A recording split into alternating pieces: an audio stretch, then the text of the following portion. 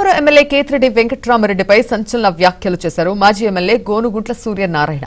ఒక suit case బట్టలతో ధర్మవరం వచ్చి నేడు 1000 కోట్లకు అధిపతి ఎలా అయ్యావని ప్రశ్నించారు. ధర్మవరం చెరువుకు నీరు తెప్పిస్తే తాను రాజకీయాల నుంచి శాశ్వతంగా తప్పుకుంటా అని గోనుగుంట్ల సవాల్ విసిరారు.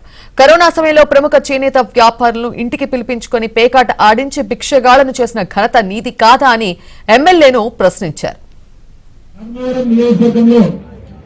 గత 4 సంవత్సరాల 9 నెలలుగా భూకబ్జాలు రౌడీజము రకరకాలుగా ఇబ్బందులు పెట్టి చాలా మందిని కోతన పెట్టుకున్న ఎవరైతే ఈ అధికార పార్టీ విధులు ఉన్నారో వారందరి పైన కూడా ఒక సీట్ వేసి సిట్టింగ్ కోర్టు మరియు డిఎస్పీతో చేసి అందరి భాగవతం కూడా బయట పెట్టి ఎవరైతే పేదల భూములు పెట్టుకున్నారో ఆ భూములు కావచ్చు డబ్బులు కావచ్చు రకరకాలుగా ఇబ్బందులు పెట్టారో అవన్నిటిపైన ఎంక్వైరీ చేసి ఎవరైతే దోషులు ఉన్నారో వారందరినీ కూడా శిక్షించే విధంగా చేయడం జరుగుతుంది.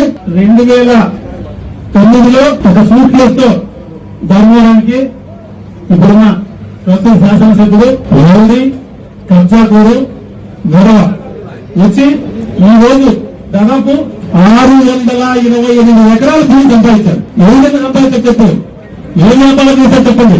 జగనన్న టౌన్షిప్ పక్కనే ఇల్లీగల్ గా ప్రాసెస్ అవ్వడం, దీని గురించి రెవెన్యూ వాళ్ళు మాట్లాడితే వాళ్ళు మా ఆఫీస్ లో రికార్డులే ఉంటారు. కానీ నేను మాత్రం నాకు అన్ని వివరాలు ప్రయోగ చేశాయి, అన్ని కూడా వచ్చేసాయి అని చెప్పి మొత్తం ప్లాట్లన్నీ జనాలకు వచ్చేస్తున్నారు.